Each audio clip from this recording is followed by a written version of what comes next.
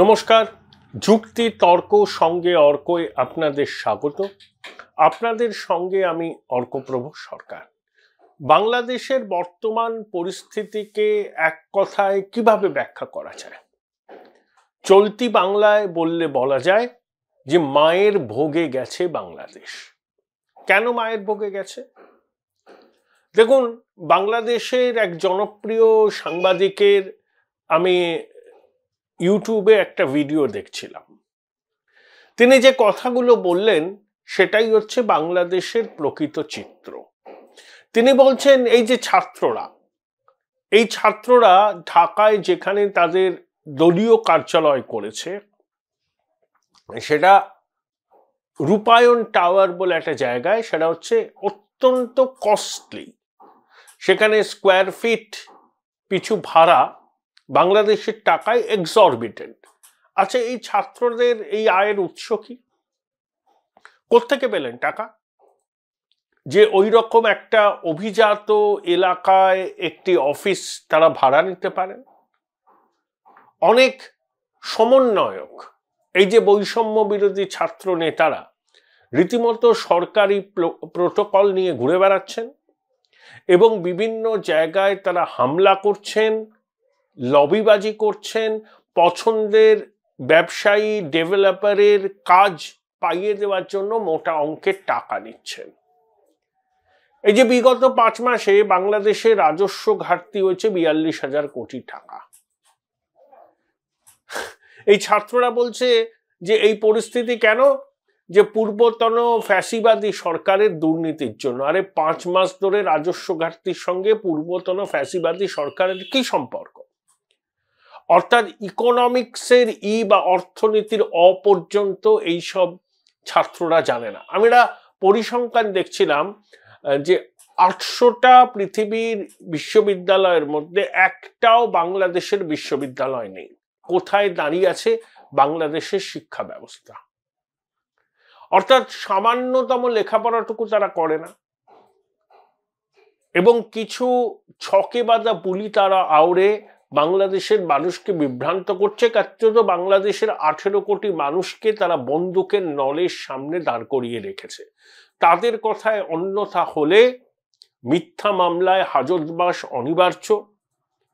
মিথ্যা মামলা দিয়ে দেওয়া হবে, সেই মামলা থেকে মুক্তি পাওয়ার জন্য আপনাকে ওই ছাত্রদের নজরানা দিতে হবে। এই ছাত্ররা একে অন্যের সঙ্গে আবার গোষ্ঠী সংঘর্ষে লিপ্ত হয়েছে। ছাত্রদের বিভিন্ন কমিটির পদ পাওয়ার জন্য সরাসরি ঘুষ দেওয়ার প্রপোজাল আসছে। অর্থাৎ কোনো কিছুই পরিবর্তন হয়নি। হাসিনা জমানার শেষের কয়েক বছর আওয়ামী লীগের ছাত্র সংগঠন, অধুনা নিষিদ্ধ ছাত্রলীগ বা যুবলীগ বা আওয়ামী লীগের অন্যান্য শাখা সংগঠনের পদ পাওয়ার জন্য সরাসরি টাকার লেনদেন হতো। এই বৈষম্য বিরোধী ছাত্ররা, এই সমন্বয়করা কিন্তু সেই আওয়ামী লীগের দেখানো পথেই হাঁটছেন। এটা নিয়ে আর বোধহয় কারুর মনে কোনো সংশয় নেই। এবং তার মধ্যে ব্যর্থ ইউনূস সরকার মানুষের প্রত্যাশা মেটাতে ব্যর্থ হওয়ায় প্রচুর পরিমাণে কর চাপিয়েছে। সেটা রেস্টুরেন্টে ভ্যাট বলুন বা মোবাইল রিচার্জ করতে বলুন, নানা ক্ষেত্রে তারা করের হার বাড়িয়েছে। প্রত্যক্ষ করের হার, পরোক্ষ করের হার। দেখুন, পরোক্ষ করের হার একটা সমাজের একেবারে অন্তেবাসী মানুষকেও দিতে হয়। 1989 সালে ভারতবর্ষের লোকসভা নির্বাচনে ভিপি সিং প্রচার করেছিলেন এইভাবেই যে রাজীব গান্ধী বোফোর্স এবং তৎসহ দুর্নীতির বিরুদ্ধে ভিপি কার্যত একটা অনমনীয় অবস্থান নিয়েছিলেন, যে তিনি একটা ক্রুসেডার। তিনি সবাই সমিতিতে গিয়ে বলতেন গ্রামের গরিব মানুষদের, তারা তো অত অর্থনীতির কচকচানি বুঝবেন না, বলতেন যে আপনারা তো বিড়ি খান, বিড়ি খেতে গেলে তো দেশলাই লাগে, দেশলাই কিনতে গেলে তো পয়সা লাগে, ওই দেশলাই যখন কেনেন তখন আপনি কর দেন, সেই আপনাদের কষ্টের টাকা দিয়ে ঘুষ দেওয়া নেওয়া হয়েছে। এরকম একটা অভিযোগ বিপি সিং করেছিলেন, প্রতিটা সভাতে নিয়মিত করতেন। আমার হঠাৎ করে এই ঘটনাটা মনে পড়ে গেল। এই যে বাংলাদেশে সাম্প্রতিক এত কর বৃদ্ধির জন্য এখন প্রশ্ন হলো, ইউনূস সরকার কি জেগে ঘুমোচ্ছেন? ইউনূসের কার্যত কোনো ক্ষমতা নেই, তাকে চালাচ্ছে কিছু প্রভাবশালী অংশ, যারা কিন্তু সামনে আসছে না। তারা হচ্ছে ছাত্রদের মেন্টর। তারা নানাবিধ চাপ সৃষ্টি করছে সরকারের উপর ছাত্রদের মাধ্যমে। যেমন বিএনপি কি চাইছে? বিএনপি চাইছে এই মুহূর্তে নির্বাচন হোক, কিন্তু অন্তর্বর্তী সরকার কখন নির্বাচনের দিনক্ষণ ঘোষণা করবেন কেউ জানে না। নানা রকম পরস্পর বিরোধী কথা বলে তারা জল ঘোলা করছেন। এর মধ্যে আবার ছাত্ররা দাবি করেছেন বিভিন্ন বিশ্ববিদ্যালয়ের ছাত্র সংসদ নির্বাচন এবং একই সঙ্গে স্থানীয় স্তরের নির্বাচন। যেমন আমাদের এখানে পঞ্চায়েত পুরসভার নির্বাচন হয়, বাংলাদেশে ওরকম আছে স্থানীয় স্তরের নির্বাচন, প্লাস বিশ্ববিদ্যালয় বা কলেজের ছাত্র সংসদের নির্বাচন করতে হবে। সেই নির্বাচন হওয়ার পর তারপরে সাধারণ নির্বাচনের কথা ভাবা যাবে।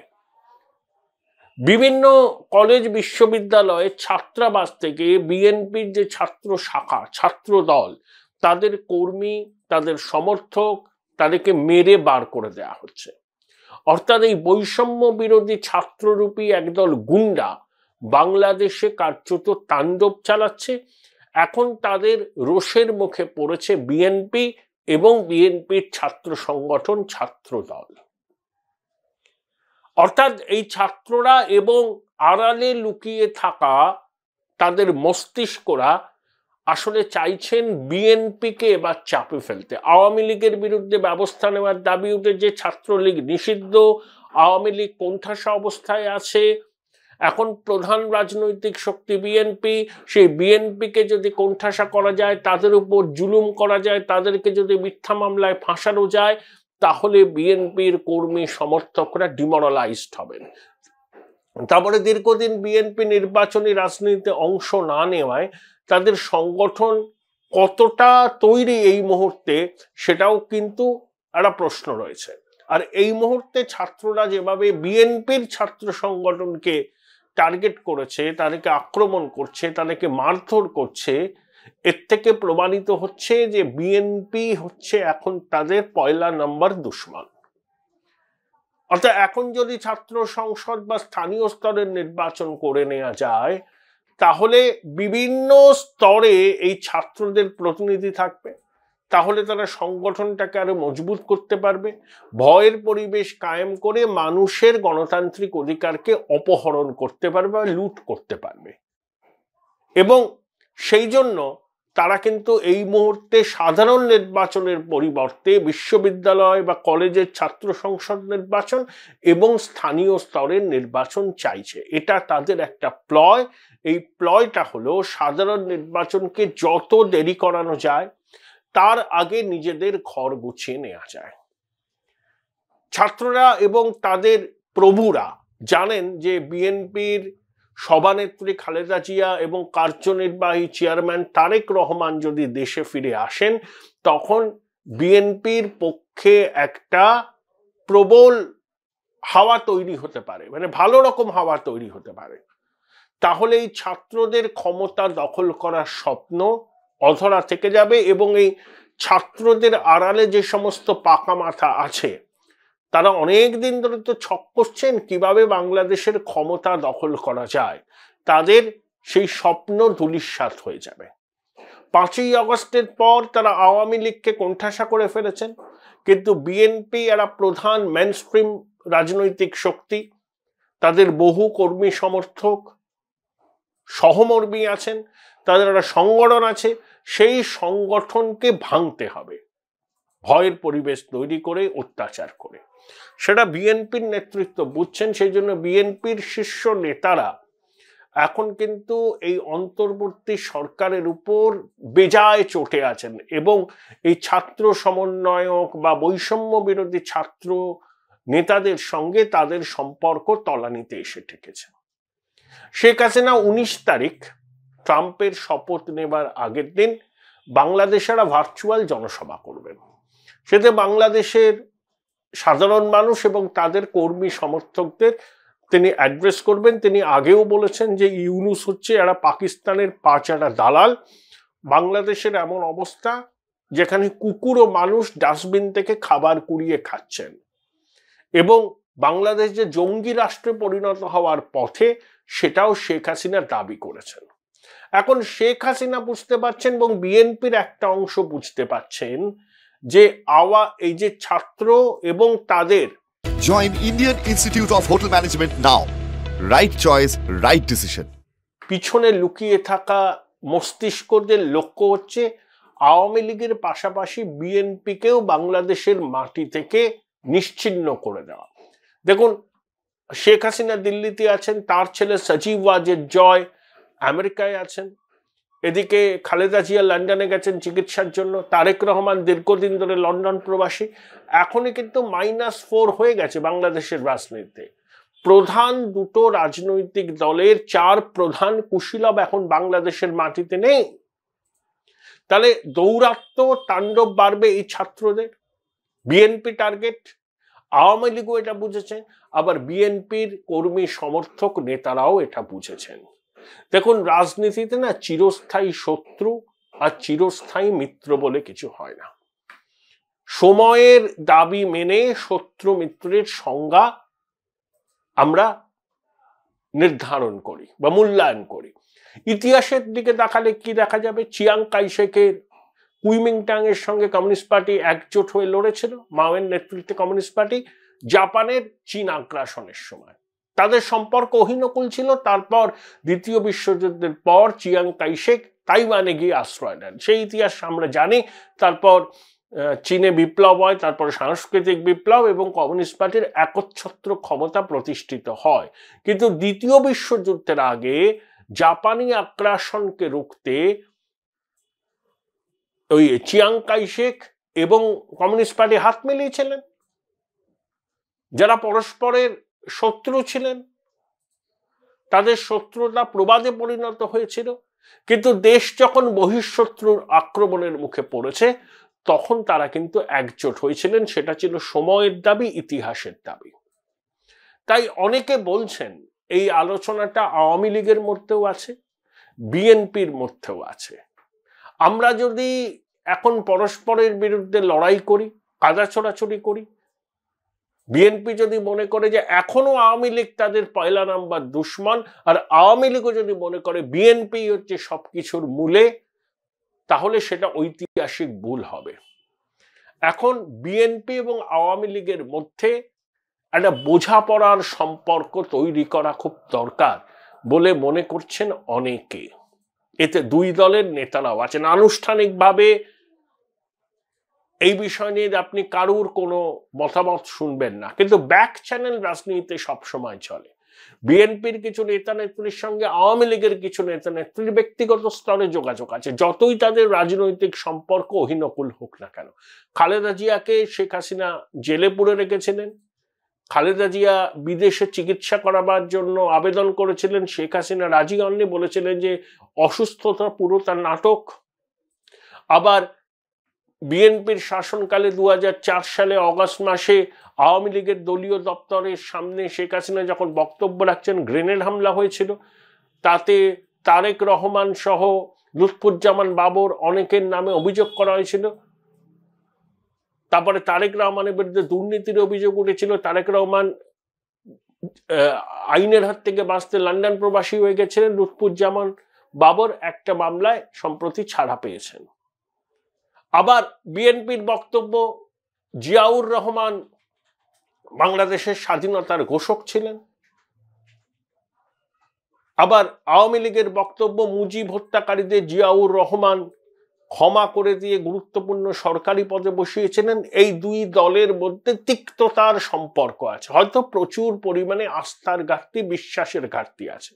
কিন্তু বর্তমানে বাংলাদেশের যে অবস্থা, সেটা হচ্ছে এখন তিক্ততা, শত্রুতা ভুলতে হবে। এখনো যদি বিএনপি এবং আওয়ামী লীগ আকচাকচি করে, পুরনো ইতিহাস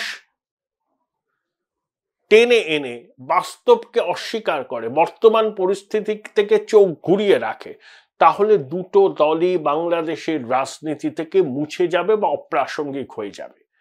বিএনপি এবং আওয়ামী লীগের অনেক নেতা এটা বুঝছেন, তাই একটা মেকানিজম ইভলভ করার চেষ্টা হচ্ছে, যাতে এই ছাত্রদের তাণ্ডব, এই বৈষম্য বিরোধী ছাত্র বা নাগরিক সমিতি নামে তাদের যে দল তৈরি হবে এবং ইউনূসের অন্তর্বর্তী সরকারকে যৌথভাবে চ্যালেঞ্জ জানানো যায়।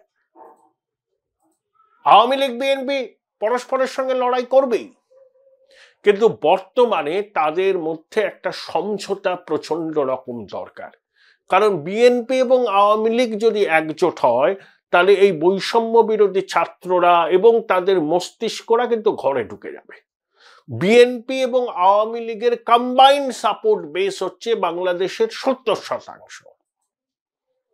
আবার বিএনপি এবং আওয়ামী লীগ একটা পরোক্ষ সমঝোতা করলে দু দলের সব সমর্থক যে সেটা মন থেকে মেনে নেবেন তাও নয়, সেটাও জানেন অনেক। কিন্তু পরিবর্তিত পরিস্থিতিতে বাংলাদেশের রাজনীতি থেকে মুছে যাওয়ার ভয় তারা করছে দুটো দলকেই। আওয়ামী লীগ খুব কোণঠাসা, কিন্তু আওয়ামী লীগের সদস্য সমর্থক অনেক।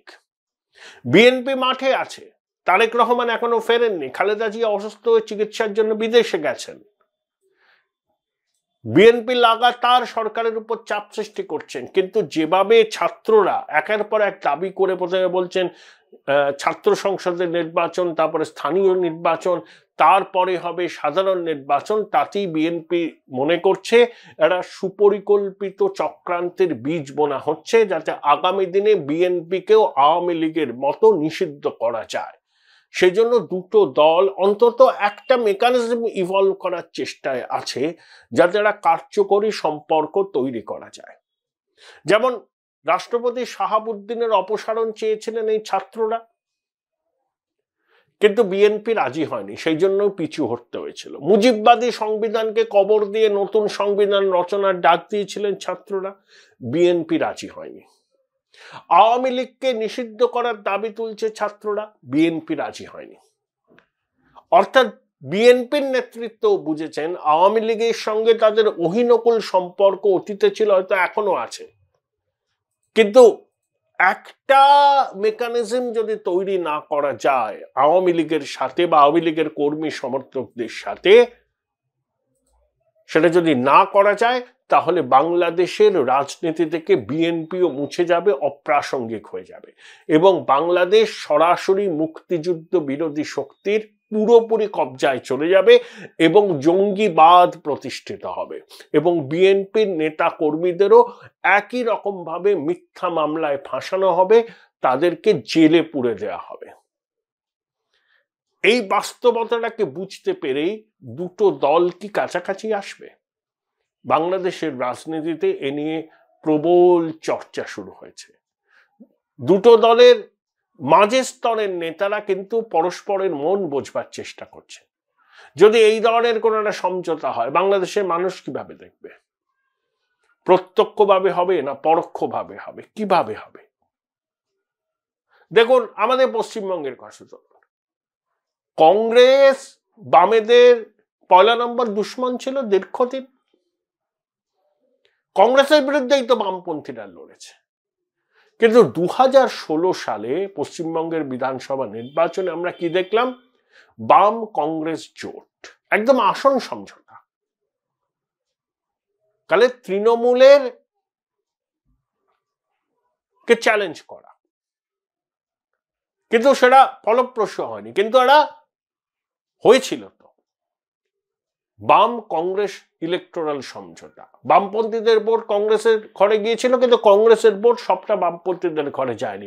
কিন্তু ঐতিহাসিক সত্যি হলো দুটো দল কিন্তু ইলেকটোরাল আন্ডারস্ট্যান্ডিং এসেছিল। পার্ক সার্কাস ময়দানে রাহুল গান্ধী, বুদ্ধদেব ভট্টাচার্য যৌথ জনসভা করেছিলেন। আমরা কেউ ভাবতে পেরেছি আজ থেকে 10 বছর আগে যে এরকম এটা হতে পারে? বাম কংগ্রেস একভাবে নির্বাচনে লড়ছে, কংগ্রেসের পতাকা, বামেদের পতাকা নিয়ে মিছিল হচ্ছে, রাহুল বুদ্ধদেব বাবু এক মঞ্চে দাঁড়িয়ে ভোট চাইছেন। কিছুদিন আগেও যে ছবিটা অকল্পনীয় ছিল সেটাই কিন্তু বাস্তবায়িত হয়েছে। তাহলে বাংলাদেশের প্রেক্ষিতে, বর্তমান প্রেক্ষিতে যেখানে ঘোর সংকট সামাজিক রাজনৈতিক ক্ষেত্রে, সেখানে আওয়ামী লীগ এবং বিএনপি কোনো একটা মেকানিজমের মাধ্যমে পরস্পরের কাছাকাছি আসলে সেটা কিন্তু অস্বাভাবিক ঘটনা বলে বিবেচনা করা যাবে না। রাজনীতিতে সবই সম্ভব। আর্ট অফ পসিবিলিটি হচ্ছে রাজনীতি।